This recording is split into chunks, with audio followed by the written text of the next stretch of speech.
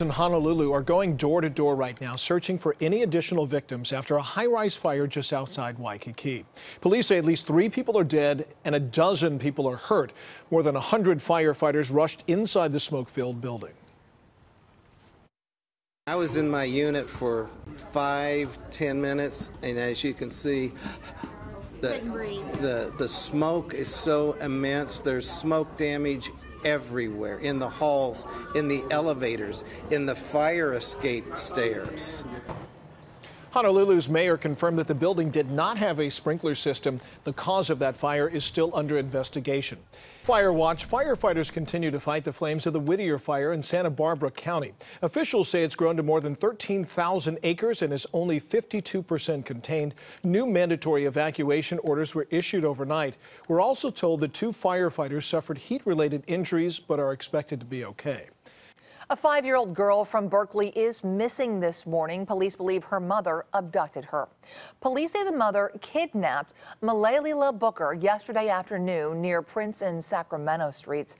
This is the girl's mother, 34-year-old Lakita Davis. Police say she has, quote, diminished capacity.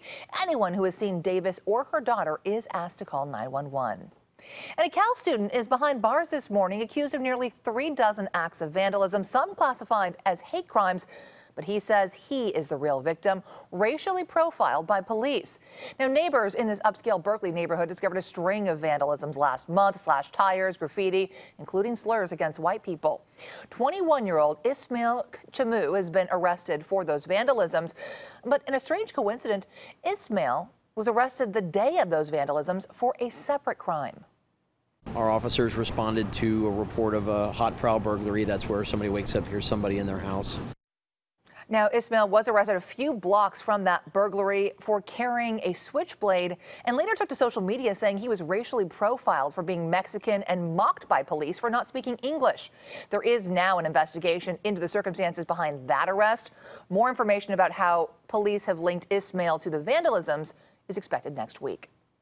In Florida, what started as a small dip in the ground became a sinkhole, and then this happened.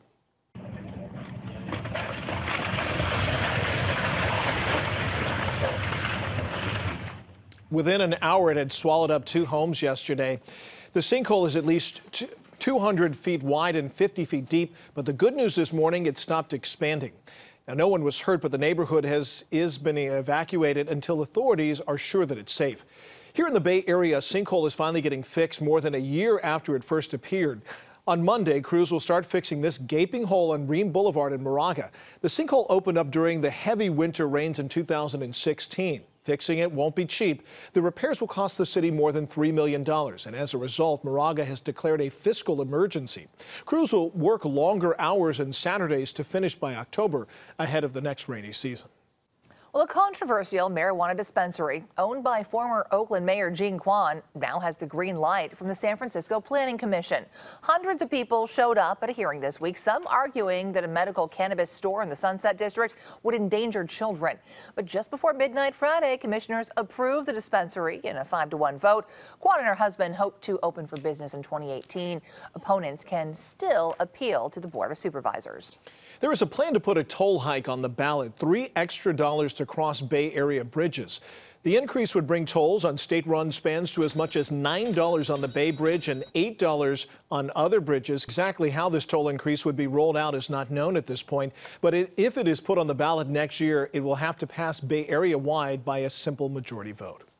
Well, artists with this summer's Burning Man Festival are now using dead pine trees that were killed off by the bark beetle. It's an effort to raise awareness about how the bugs and the drought have killed more than 100 million pine trees in the Sierra. The artists got in touch with PG&E, which is now hauling dead trees to the Bay Area, where they're being milled into lumber and used to build the Burning Man temple that will be burned at the end of the festival.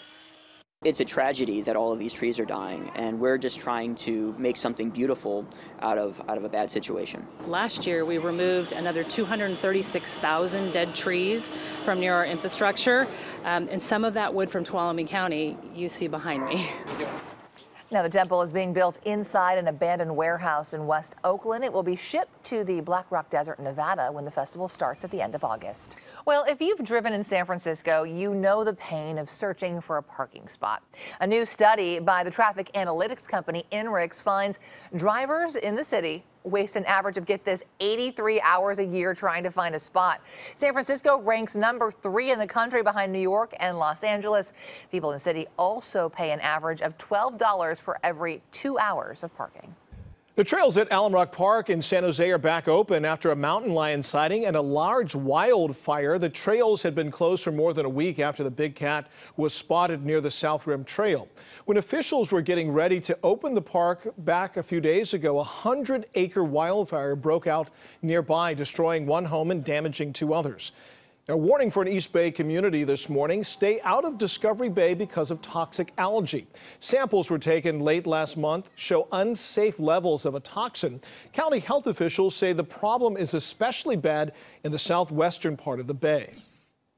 You can see that the water is bluish green in these photos from the Chronicle. Now, everyone is being told not to swim in the bay or eat fish that were caught there, and pets should be kept out too.